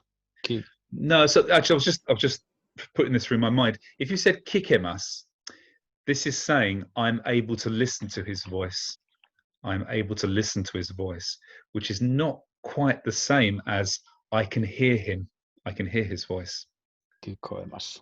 Yeah. It's a really good question, because it's almost means the same, but kikemasu means I have all of the abilities to hear his voice. I've got ears. I'm standing close to him. There isn't a wall between us. This is what kikemasu kind of means. But kikoemasu is passive. It just means I can stand here and I can hear him. So, yeah, this is just the subtlety of the grammar, of the vocabulary, really. Would kikemasu then, like mirareru, would that mean that his voice can be heard? No. His voice can be heard is kikoemasu. His voice is always kikoemasu. Kare no kikoemasu. Yeah, kare no koe ga kikoemasu. Yeah. And this is, sorry guys, this is why the group 2 verbs, the passive form is kind of the same as the ability form. And this is the same for all of these, this use of ikemasu and kiremasu. It's actually moving the focus, slightly moving the focus off of you and saying this thing is doable.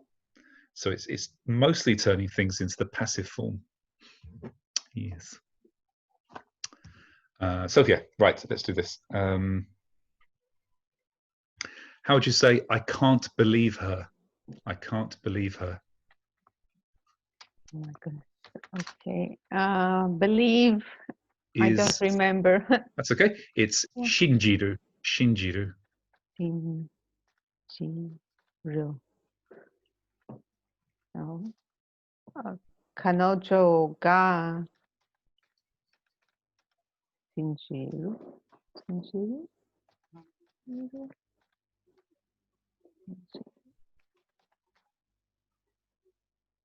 So it's a group 2 verb. It goes to shinjiraremasu. I cannot believe her.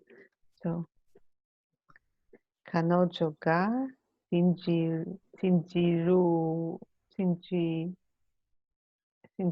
られます. But I can't believe her. So I cannot believe her. 信じられません. Not shinjiruraremasen, but just shinji. Ra? Yeah. Yeah, shinjiraremasen. Yeah, shinjiraremasen. Oh, we need to practice that. Yeah, so remember, try to remember for group 2, that ru on the end is always removed. Whenever you change a group 2 verb, remove the ru, take the ru off. And it's raremasen. Yes. So, shinjiraremasen. Yes, shinjiraremasen. This is also a bit like yorokondemas. Shinjiraremasen is a word you should just learn to use because it's said as an exclamation. I don't believe it. You'd say shinjiraremasen. Shinjiraremasen. I can't believe it. Yeah. You have to practice. It's a nice word. There's shin, dying, and ji, person. Shinji. It's shinji, not shinjin. Okay, Yari, can I ask? Yeah, sorry, sure. Before, because in group 2, we always have an informal and formal way to say shinjirareru and shinjiraremasu. Formal and informal. So we cannot say the negative with the informal form. You can shinjinai. Shinjinai. So you can say I cannot. If you want to say I don't believe her, then you could say shinjinai. Shinjinai. This is casual level of Japanese speech. Of course, in the polite form, you say shinjimasen. I don't believe her. Shinjimasen. Okay. But usually people say I cannot believe her. So it's quite rare to hear people say shinjimasen, because it really means, in a really strong way, I don't trust this person at all. I don't believe them. Usually you say shinjiraremasen. Shinjiraremasen. Shinjiraremasen. Okay. Okay. If you're using the positive, then you can absolutely say shinjimasu. I trust. I believe him. Kare o shinjimasu. But if you're saying the negative, it's normally softened by saying shinjiraremasen. So shinjinai is quite bad. It's a little bit direct. Kirai desu. Yeah, exactly. Would you say shinjirarenai? Yeah, this is the casual way of saying it. Shinjirarenai. Yeah, absolutely. Unbelievable. Shinjirarenai. Yeah. Cool. Good. Who was next? Me, Yari. Oh, Yari.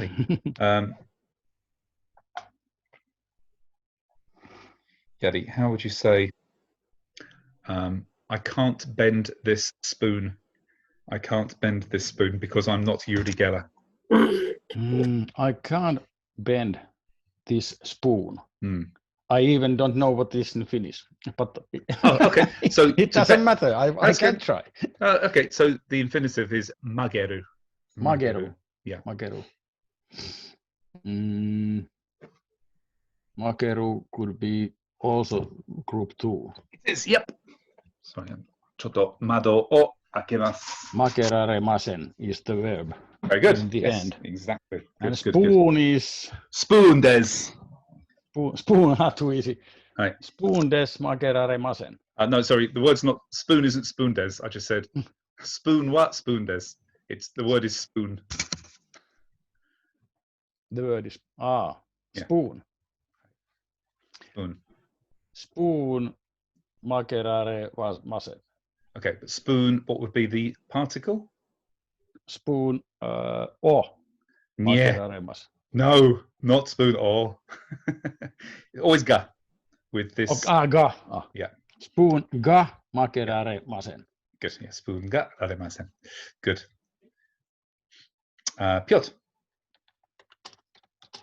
Because it is cold, I can't feel my fingers. 寒いですから指が what's feel? Kanjiru. Kanjiru. Kanjiru. That sounds like a verb too, a second group form. It is indeed. So, yep. 感じられません. So, 寒いですから指が感じられません. Yes. Samui desu kara or samui kara or samukute. Because this is actually, so guys, do you remember a few weeks ago we used this kute form with e adjectives? I think some of you were at the session, some of you weren't. It doesn't matter if you don't remember it now. It doesn't matter if you don't understand it. Yeah. This is a really good way of making, not giving an explanation for, but saying a cause and effect. So samukute, yubi ga kanjiraremasen. Because I believe at the time we used the kute to make compounds of several adjectives. Exactly. But you can also use it in cause and effect. Yes, exactly. If you're not giving a reason for you wanting to do something or volunteering to do something, you're just saying because it is cold, as it is cold, I can't feel my fingers. Samukute yubi ga kanjiraremasen. Good, thanks, Piotr. Simon.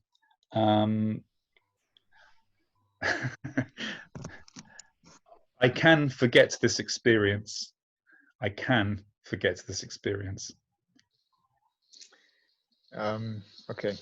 So I don't know the experience and the forgetting. Okay, so experience is keiken, K-E-ken, keiken. Keiken, yeah.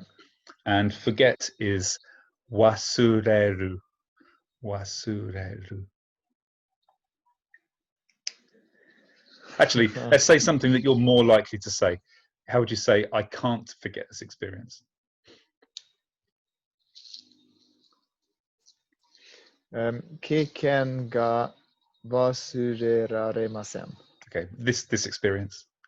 この経験が忘れません. Not quite. Have another try. No. Wasureru? Yeah. 忘れられません. Excellent. Sorry, it's a little bit difficult to say, isn't it? 忘れられません. Okay. Good. Yeah. この経験が忘れられませんか? Perfect. Excellent. Well done. Good. Konstantina, how would you say, I can get off the bus by myself? By myself. I can get off the bus by myself. By myself? Yeah, so let me throw, this is another bit of interesting vocabulary. Remember, we've used the word jibun to mean jibun no ie, one's own house, jibun no ie. If you say jibun de, by me, by myself, jibun de, by myself. Okay. So we put it in the front of the sentence as a subject. Yeah. Jibun de bus ga to go down.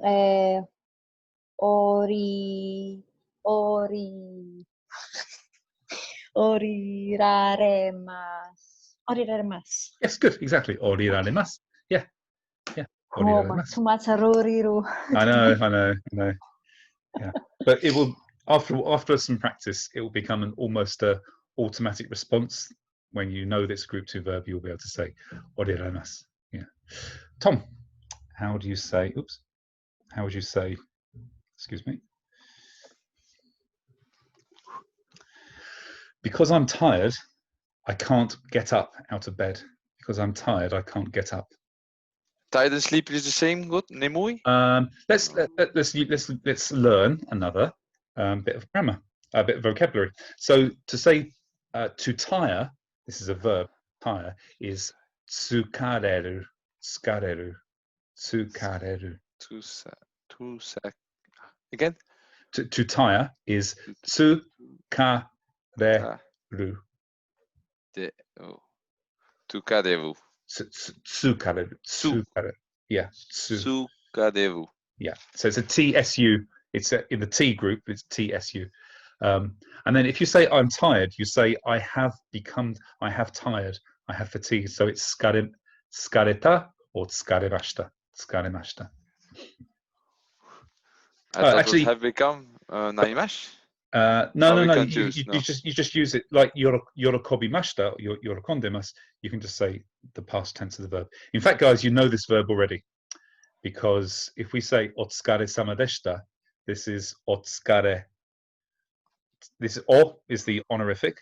Tsukare, tsukare, otsukare sama deshita. This is the same thing. You must be tired.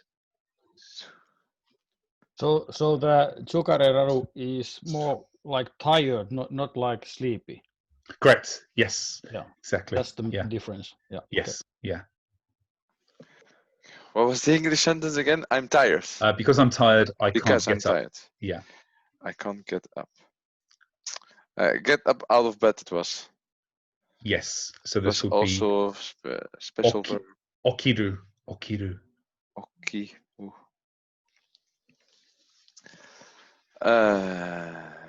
Because I'm tired.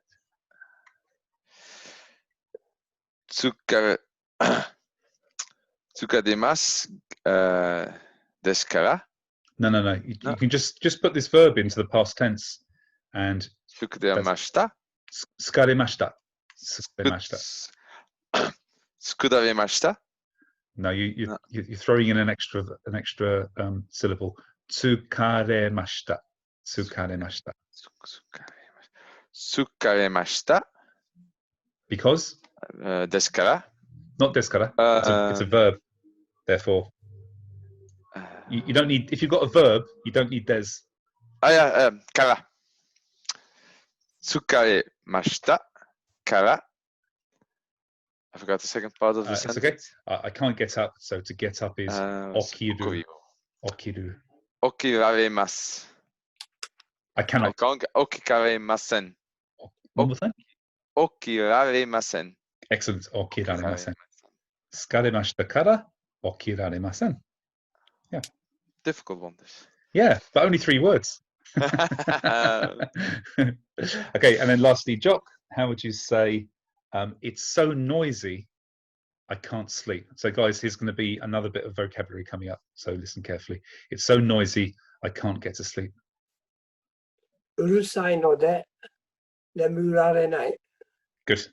Urusai no de or so here's another so Jock, this difference between urusai no de and urusakute. So if you wanted to say as it's noisy, can you please turn the music off, then this would be a good place to use urusai no de. So no de makes it slightly softer in preparation for a request. But if you're actually just saying a cause and an effect, then this is where urusakute would be better. Yeah. Okay. One more time. うるさくてので眠れない。 So you just say urusakute with no no de, just urusakute. うるさくて眠られない。 Good. Urusakute nemurarenai or nemuraremasen. Good. Nemuru. ことができない。そうですね。Okay, excellent. Sorry guys, I know that's quite hard work, but this is now speaking real Japanese words. This is expressing ability and giving reasons for things. So it's really useful in language. Do you want to unmute yourself a second, guys? So after 5 years practice, we can almost speak Japanese. Oh no, I think you'll be surprised actually. I think those that came to Sunday's ghost session probably surprised themselves that we could have reasonably good conversations and nearly everybody was able to understand most of what was being said. So for those of you that weren't there, on Sunday informally taught 2 different sets of grammar, all in Japan. Koto ga arimasu. I taught it all in Japanese, and the group working together will manage to understand these 2 different facets of grammar. I think so what I was trying to do on Sunday was speak slowly and clearly. So if you have a Japanese person who is considerate enough to do that to you, then I'm sure you will be able to have a simple conversation now, or even a middle level complexity conversation. I think you'll be surprised, really. I think we can go to the shop and order things. And definitely, definitely you'll be able to get by in Japan. Be a tourist and live in Japan without dying of starvation or being put in a mental hospital or in prison. Definitely. Somebody said something which I completely sympathise with. I can't remember what they said. Can't remember who it was, but somebody said that it might be Newport. No, it wasn't. It was somebody who couldn't speak as much Japanese. They said at first, it was Roger. He said at first I was trying to translate everything and I was getting lost, and then I stopped trying to translate and I sat back and I could start to get a gist of what was being said by just almost passively listening. And this is exactly what happens to most people when they go and live in Japan, or they start talking to somebody who is like Morisa Sensei, who speaks really difficult Japanese. If you try and understand every single word, he's on page 6 and you're still working through sentence number 3. And at some point you've got to say, I'm not going to try and translate, I'm going to listen. And there's a difference. Which is why, as Jock knows, if you're having a conversation with somebody and then somebody else says, sorry, can you translate what you just said? It's like, I don't know, I wasn't using that part of my brain which was recording the text. I was listening to what he was saying and I was understanding what was being said, not I was translating every single word. So you could probably tell the gist of the story, but not literally translate what was said. Exactly, right? Exactly. Yeah. This is what I do this now. I don't understand or claim to be able to translate everything that, for example, Ishido Sensei says. If he's talking to me, if he's explaining something to a group, he very kindly speaks in very easy to understand Japanese, very basic sentences, and I can understand 99% of what he says. But if we're having a conversation, he doesn't want to be talking to me like this, because it is very tiring to talk to somebody like this, isn't it? Yeah, he doesn't talk like this. He has a casual conversation, and I can't understand it. Much easier to understand. Yeah, it is, but it's really tiring, as you can probably realize yourself if you try to talk like this constantly, being very careful to say every word and put spaces between every word. It's really unnatural. But I don't, my comprehension goes from 99% down to about 30-40%. But I understand the gist. I understand certain keywords, and it's enough. It's enough. Even speaking to somebody else in your language, you would be surprised about how much you don't listen to. Or change. In your head. Exactly. Or change. Yeah. And the same thing with reading. You don't look at every letter of every word in a sentence. You almost recognize groups of words together and you say that shape of that sentence means this. So if you read a paragraph of, say, an interesting story, you've got one paragraph, a really dramatic point of the story, you read it, and then somebody says to you, okay, now write down what you just read. You would have a lot of problems. It'd be really hard to do that if you're casually reading. If you're reading with the intention of recording it, memorizing it, then you do a lot better. But if you're just reading an interesting story, you don't take in every single word. You catch meaning and context and situation and image. There's a huge. I still don't know what does mean spoon ga makeraremasen. To bend the spoon. The meaning, what is? Okay. Now I understand. Yeah. Thank you. Like, do you remember Uri Geller, Yari? Yes, I remember. Yeah, him. I can't bend the spoon because I'm not Uri Geller. Tervi o Uri Geller. Mimashita, de sho? Mimashita. Yeah. Cool. But Any other questions, guys? Oh, sorry. It's basically similar to when you're editing a translation and you have to compare two texts and see if they're exactly the same, or if you're just reading one of the texts just casually. Exactly. You basically scan and just memorize the contents without memorizing the words, right? Exactly. Yeah, for sure. In fact, as you probably know, it's really time consuming to do a translation correction, isn't it? Yeah. I mean, I'm doing one at the moment for the Central Seminar last year, where they've made an article of everything Kusama Sensei said. It's not that long. It's really not that long, but it's taken me absolute ages to do, because you're having to look at the sentence and the structure and the grammar. It's really time consuming, but that's what we're doing now.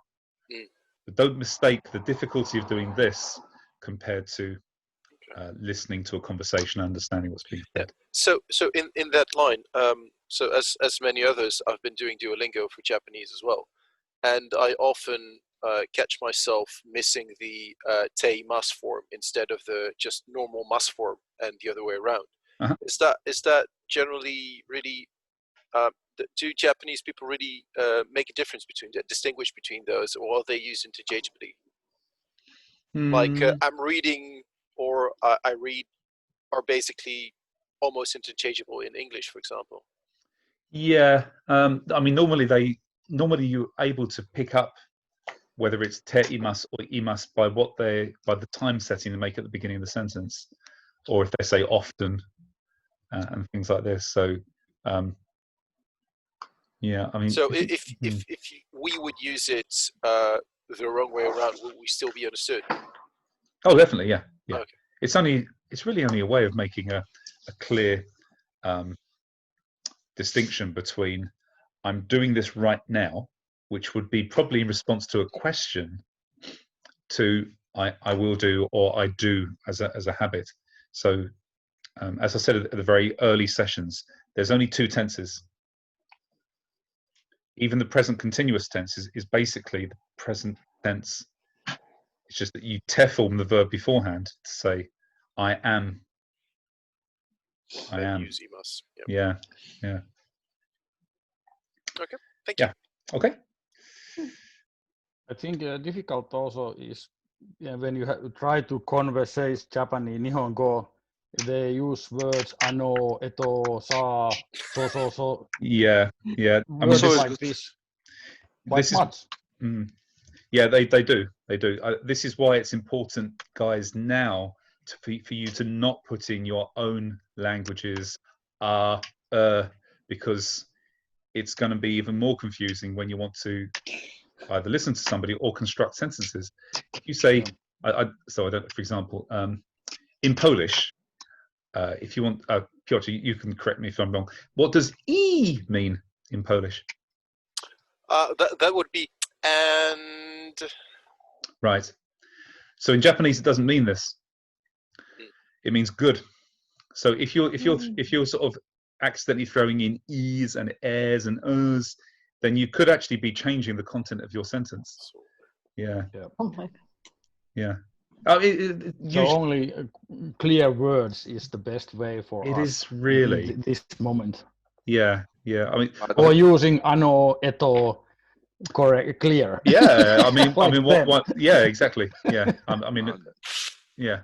I think that's what we're developing now, because in the first two sessions we have a lot of thinking and then saying. Yeah. And now we're starting to say and not first and word per word per word. Yeah. So I think that just develops naturally. Yeah, possibly. I wouldn't recommend learning ano, eto, and intentionally putting it into your sentences. That when we get to having these conversations like we had on Sunday, then by all means use them. But don't, in these sessions, in the formal sessions, don't litter your sentences with unnecessary stuff like ano, eto, watashi wa, anata. Just, you don't need it. Try and keep your Japanese as simple as possible. Anata? Shut up. It's not the sayonara party yet, Piotr. Yeah. I think on session 2, So Luc de Frey, he actually speaks quite good Japanese, but he was putting in his own Belgian ers and rs, and I said, don't put these in. It just makes it really difficult to understand what you're saying. Yeah. Any other questions or problems, guys? No も problem. しなければまた会いましょまたね。また今度う。またね。また今度。またね気をつけて。風邪をひかないまたで。じゃあね。